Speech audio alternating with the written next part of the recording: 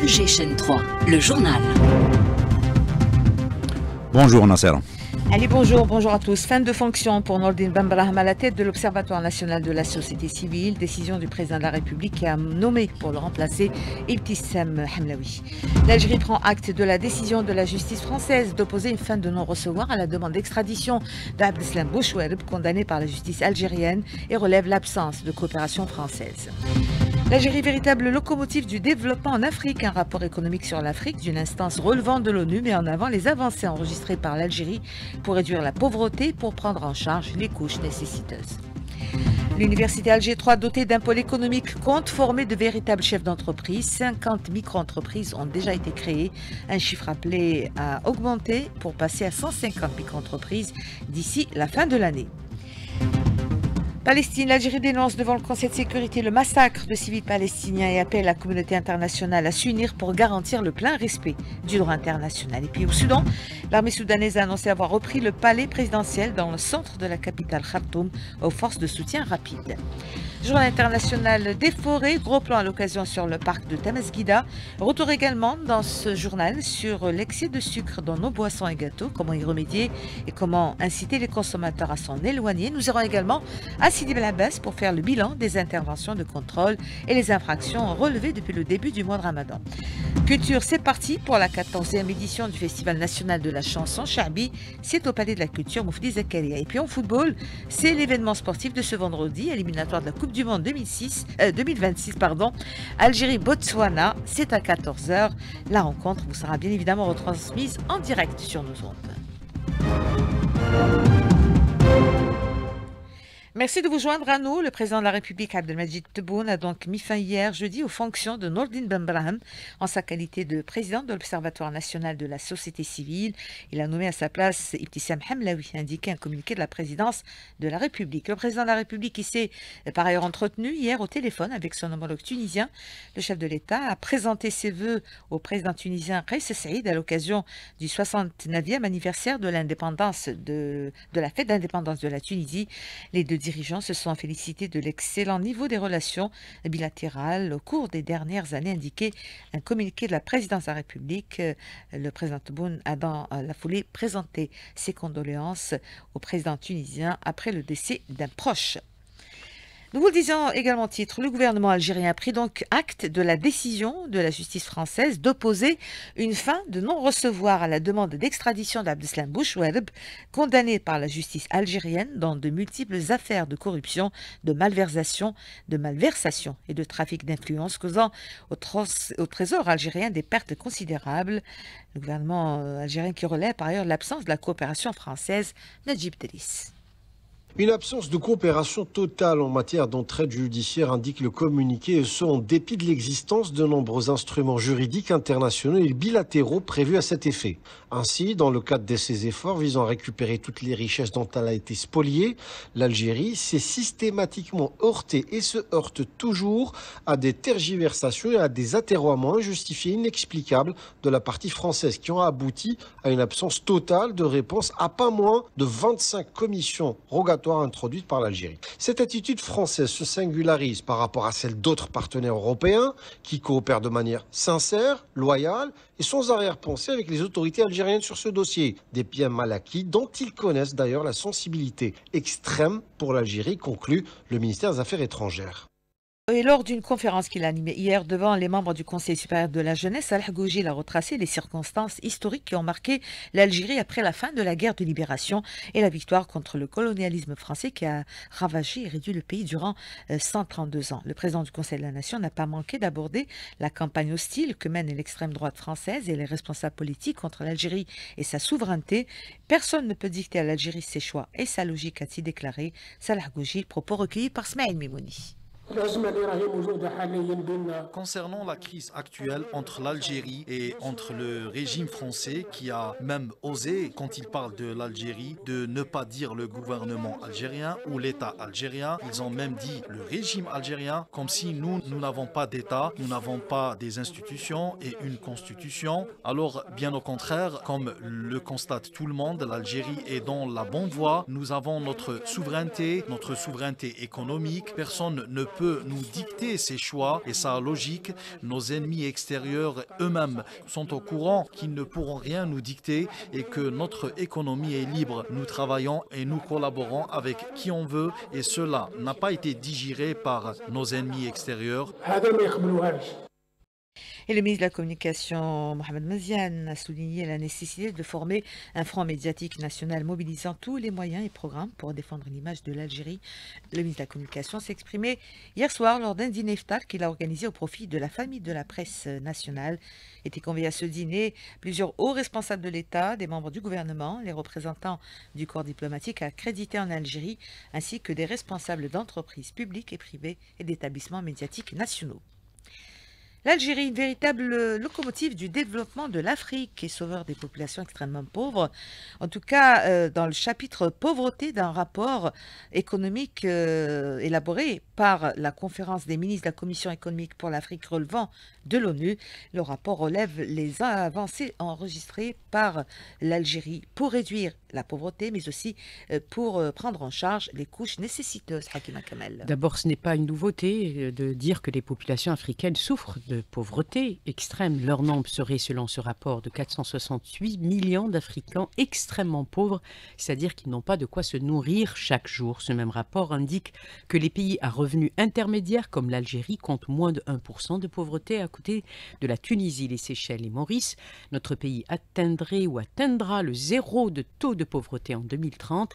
Par cette classification, le pays peut aisément atteindre les objectifs de développement durable des Nations Unies. Brahim Gendouzi, économiste, on l'écoute. Par rapport au taux de pauvreté en Afrique, il y a les indicateurs des Nations Unies qui reposent sur quelques paramètres, à savoir l'accès à l'éducation, l'accès à l'eau potable, à l'assainissement, à l'énergie, la question de la santé, particulièrement la mortalité infantile. Donc l'ensemble de ces paramètres constituent ce qui est appelé la pauvreté. Donc aussi bien les Nations Unies que la Banque mondiale se préoccupent de cet aspect de la pauvreté. Et en Afrique, il y a particulièrement des pays qui sont dans une situation difficile. Alors, le classement qui a été fait récemment par les Nations Unies font en sorte pour qu'à l'Algérie une avancée importante contre la pauvreté, puisque l'Algérie est classée en 3e position. Et à l'horizon 2030, il n'y aura pas de pauvreté dans le sens où il y a l'accès à l'éducation, à la santé, à l'énergie, à l'eau potable, à l'assainissement. Donc, c'est ces indicateurs qui constituent les références pour désigner les pays avancés dans le cadre de la pauvreté. La commission justement de l'ONU parle également de la ZLECAf, la zone de libre-échange africaine des 48 pays. Justement, cette zone de libre-échange lancée en 2018 par la Commission de l'Union africaine est apte à donner un saut qualitatif en développement en Afrique et à réduire la pauvreté, d'où la nécessaire accélération du processus. On écoute encore Brahim Gendouzi. Depuis novembre 2024, il y a un groupe de pays qui ont commencé à appliquer des concessions tarifaires pour développer le libre-échange entre eux, en attendant que d'autres pays suivent. Il y a l'Algérie, évidemment, l'Afrique du Sud, la Tunisie, l'Égypte, le Rwanda, le Ghana, le Kenya. Donc ces pays commercent normalement avec des exonérations et des concessions douanières pour 90% des échanges de commerce, en attendant que d'autres mesures suivent en termes d'investissement, en termes d'intégration intra-africaine. Justement, le rapport de la Commission économique pour l'Afrique parle de l'Algérie, de son rôle en Afrique, évidemment le rôle central pour l'intégration africaine, et cite dans son rapport les grands projets structurants lancés par notre pays tels que la Transsaharienne, la route Tindouf-Mauritanie ou les lignes maritimes Alger-Dakar, l'ouverture de lignes de fret également sur ces directions et bien sûr sans oublier le gigantesque projet de la Transsaharienne à fibre optique pour alimenter plusieurs États africains. Le secteur de l'énergie œuvre étroitement avec le secteur de l'agriculture pour assurer la mise en place des infrastructures énergétiques nécessaires au succès des projets stratégiques dans le sud du pays, notamment le projet Baladna de production de lait dans la wilaya d'Adrar et le projet de production de céréales et de légumineuses dans la wilaya de Timimoun. C'est Mohamed Arkab qui le souligne. Le ministre d'État, ministre de l'Énergie et des Mines, a tenu ses propos lors d'une réunion de coordination au siège du ministère consacrée au suivi de l'état d'avancement des opérations de raccordement énergétique des projets agricoles stratégiques dans le sud du pays. Youssef Cholfa, de son côté, mit l'accent sur l'importance d'accélérer la réalisation des opérations de raccordement énergétique au regard du rôle de ces grands projets dans la réduction de la dépendance aux importations et le renforcement de la sécurité alimentaire de l'Algérie. Depuis Constantine, où il était en visite de travail hier, le ministre de l'Intérieur a évoqué l'importance de cette wilaya, la nécessité de moderniser ses structures et ses équipements. 37 milliards de dinars alloués pour cela. Brahim Rad au micro de Haït Karboua. Cette ville doit répondre à certaines exigences et critères. Elle doit être développée comme le souhaite le président de la République. C'est pour cette raison qu'il m'a chargé de cette visite. Le président de la République aspire à ce que Constantine devienne un pôle très important au même titre que la capitale. Il ne faut pas oublier le citoyen qui vit dans les zones rurales et le programme de développement de ces régions. Le Wali doit développer l'économie de sa wilaya et doit répondre aux doléances des citoyens. Nous sommes prêts et disposés à financer des projets de développement local. L'université Alger 3, dotée d'un pôle économique, compte former de véritables chefs d'entreprise. 50 micro-entreprises ont été créées, un chiffre appelé à augmenter pour passer à 150 micro-entreprises d'ici la fin de l'année. Kamel Bedari, le ministre de l'Enseignement supérieur et de la Recherche scientifique, a effectué hier une visite sur place. Il a inauguré notamment l'Académie des sports qui sera ouverte au public. Hakima Kamel. 960 micro-entreprises, 310 start-up. L'université algérienne s'oriente vers la formation d'entrepreneurs et vers l'excellence. Elle s'inscrit activement dans la réalisation des 20 000 start-up. Kamel Badali, ministre de l'Enseignement supérieur. Nous avons exploré ce qu'on appelle l'emploi individuel, c'est-à-dire on forme l'étudiant, on explore chez l'étudiant ses capacités pour qu'il devienne un véritable entrepreneur, un véritable créateur d'emplois et de richesses, parce que ces emplois individuels reviennent moins cher à l'État que l'adhésion du diplômé de l'université dans un système de salariat. Avec 15 millions de dinars, l'étudiant peut créer son entreprise. L'anglais sera introduit dans un ensemble varié de matières. La première promotion de licenciés en anglais sortira en 2025-2026. Pour Kamel Badali, les encadreurs enseignants ont la tâche de maîtriser 2 langues étrangères. Le diplômé, il faut qu'il maîtrise au moins 2 langues étrangères vivantes en plus de sa langue maternelle. Le ministre de l'Enseignement supérieur a visité le pôle économique qui est doté de son registre de commerce comme une véritable entreprise à l'université Alger 3. PME, start-up ont présenté leurs innovations et les produits et services commercialisés sur le marché. Dossier Palestine, les forces d'occupation sionistes ont pris d'assaut ce matin de nombreux quartiers dans les zones occidentales de Beit Lahia, au nord de Gaza, entraînant d'énormes dégâts matériels, rapporte l'agence de presse palestinienne Wafa. Et le mouvement de résistance Hamas dément les allégations portées par la presse de l'occupation sur une prétendue rupture du dialogue lié à l'accord de cessez-le-feu de Gaza. Hamas confirme qu'il est toujours au cœur des négociations. L'Algérie, de son côté, a dénoncé hier depuis New York le 2 poids 2 mesures dans l'application du droit international, notamment dans les territoires palestiniens occupés où l'entité sioniste affiche un mépris flagrant pour ce droit. La communauté internationale doit s'unir pour garantir le plein respect du droit international. Le 2 poids 2 mesures et l'application sélective de ces principes sont inacceptables, a déclaré Toufiq El-Eid Qoudri, coordinateur politique au sein de la mission permanente de l'Algérie auprès des Nations Unies, s'exprimer devant les membres du Conseil de sécurité. On l'écoute. L'Algérie, en tant que membre sérieux de la communauté internationale, respecte au pied de la lettre l'ensemble de ses obligations à l'international. Nous sommes convaincus que le droit est la pierre angulaire de l'ordre international. En l'absence de respect du droit international, nous risquons de nous retrouver dans une jungle où la loi du plus fort l'emportera et où l'injustice régnera.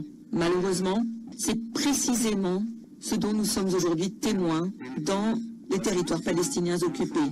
Ce qu'il se passe sous nos yeux Ce n'est pas le respect de la primauté du droit. L'on constate qu'aucune règle n'est respectée, que la dignité humaine la plus fondamentale est foulée aux pieds. La communauté internationale doit se rassembler pour garantir le respect plein et entier du droit international. Les 2 poids 2 mesures, l'application sélective de ces principes sont inacceptables. L'armée soudanaise a repris ce vendredi le palais présidentiel dans le centre de la capitale Khartoum aux forces de soutien rapide FSR. L'armée va continuer à progresser sur tous les fronts jusqu'à ce que la victoire soit complète et que chaque parcelle du Soudan soit purgée des milices, a déclaré un porte-parole de l'armée, Nabil Abdallah, dans une déclaration diffusée par la télévision soudanaise. Éclairage avec Mohamed El Hassan El Amin, homme politique et ancien vice-président du Parlement soudanais. Il est contacté par Karim Hasnaoui. تعتبر هذه هي الخطوة التي كان ينتظرها الشعب السوداني كثيرا لأنه منذ عامين تقريبا. Le peuple soudanais attendait avec impatience cet événement puisqu'il s'agit de sites occupés depuis 2 ans par les forces rapides. Le recouvrement de ces mêmes sites, en particulier le palais présidentiel, est en soi un symbole de souveraineté pour le peuple soudanais et pour la direction des forces armées. Il s'agit d'un grand événement. L'armée a récupéré un lieu stratégique, d'autant que le palais est le dernier bastion que les rebelles occupaient. Cet événement est le début de la fin pour les forces rebelles de soutien rapide, qui occupent maintenant quelques parties du Darfour.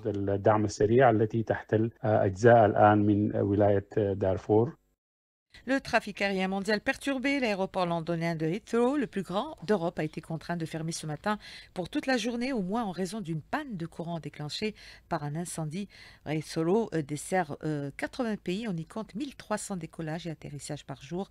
Quelques 230 000 passagers fréquentent quotidiennement cet aéroport. On va parler du temps qu'il fait. Des vents forts souffleront encore sur les wilayas de l'ouest et du centre, engendrant de fréquents soulèvements de sable et réduisant fortement la visibilité. Restez donc vigilants sur la route. Le bulletin, le BMS, prendra fin cet après-midi. On écoute Aïssa Louifi, ingénieur en chef prévision générale à Météo Algérie. Il est contacté par Smaïl Mimouni.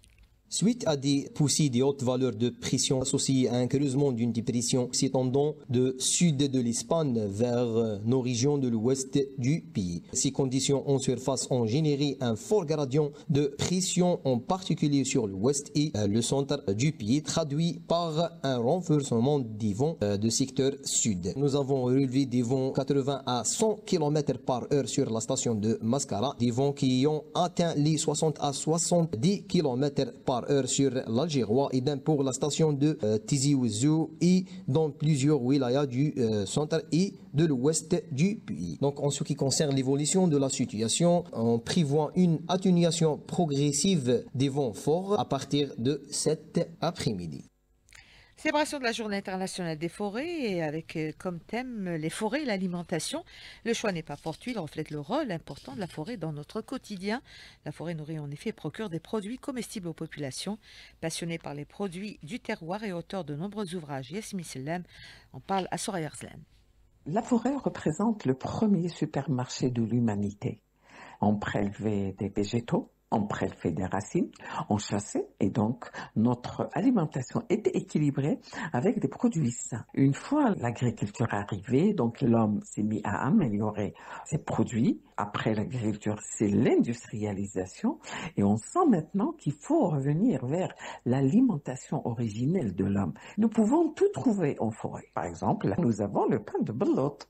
On peut prélever des racines, des tubercules, des champignons, des végétaux, qui est dans le garnina que l'Algérien a mangé depuis le néolithique. Je me rappelle, ma grand-mère nous faisait des infusions de feuilles de cyprès ou de feuilles de pin contre la toux. Seulement, il ne faut pas prélever d'une façon anarchique. Donc, il faut que ce soit des spécialistes qui nous informent sur les plantes à éviter et les plantes à consommer. Un mot de culture pour vous dire que la 14e édition du Festival culturel national de la chanson Chabi a ouvert ses portes hier au Palais de la Culture Moufdi Zakaria en présence du ministre de la Culture et des Arts. Une 14e édition placée sous le signe de la transmission et de la jeunesse avec un hommage à Cheikh Mohamed El Anqa. Sport, football, c'est l'événement sportif de ce vendredi. Algérie-Botswana à 14h. Ali Hamouche. Absolument, Nassera. Donc la sélection algérienne qui affrontera le Botswana pour le compte de la 5e journée des qualifications de la Coupe du Monde 2026 dans moins de 2 heures, à 14h exactement. Et le 11 rentrant est tombé, qui affrontera le Botswana. Dans les buts, Gundouz en défense, Attal, Mondi, Ben Sebaini, Ait Nouri. Au milieu de terrain, Zorgan, Boudaoui, Mahrez. Et en attaque, le trio Benzia, Guiri et Amoura. Et cette rencontre que vous pourrez suivre en direct sur les ondes d'Alger 3 à partir de 14h.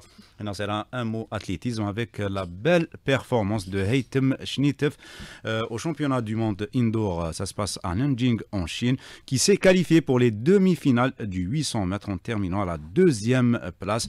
Et Haitham Chnitev qui disputera demain les demi-finales. Ça sera à 5h30 heure algérienne. Merci, il est 12h50, c'est la fin de ce 12-13 réalisé par Isha Amar et Ahmed Dadou. Merci également à Kirimou qui était à la technique, Nesrine à la régie. Merci à Mouni qui était au streaming vidéo. Dans un instant, la météo avec Amine Mounir. L'information revient juste avant 14h avec Nahla Bekralas pour le premier flash de l'après-midi. Je vous retrouve pour ma part à 18h. Merci de nous rester fidèles.